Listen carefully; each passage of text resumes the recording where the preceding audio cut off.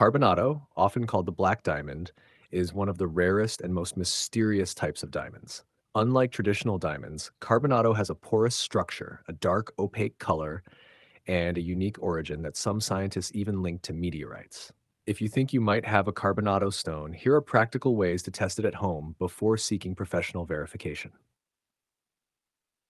1. Visual inspection. Start by examining the stone closely.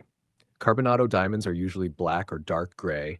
They have a rough, irregular surface. Unlike typical diamonds, they are opaque, not transparent, often show tiny holes or pores. Number 2, light reflection test.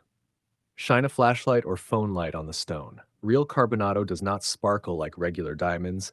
It may show a metallic or dull shine, not rainbow reflections. 3. Heat resistance test. Be careful. Diamonds resist heat better than most stones. Heat the stone slightly and drop it into cold water. Fake stones may crack, while carbonado usually remains intact. Do this carefully to avoid injury or damaging other materials. Number 4, electrical conductivity test. Carbonado is known to be slightly conductive due to impurities.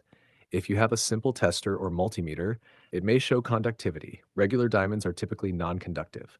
Number 5, density check. Carbonado diamonds are relatively heavy.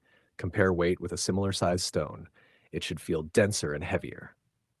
Number 6, scratch test with caution. Diamonds are the hardest natural material. Try scratching glass or metal. Carbonado can scratch many surfaces easily. Avoid damaging valuable items during this test. 7. Water test. Drop the stone into water. Real carbonado usually sinks quickly due to its density.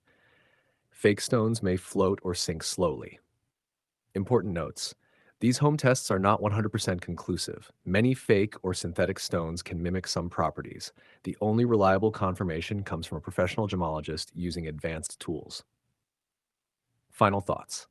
Carbonado black diamonds are fascinating and rare. While these home methods can give you clues, they should only be considered as preliminary checks. If your stone passes several tests, it might be worth taking it to a certified expert for proper identification and valuation.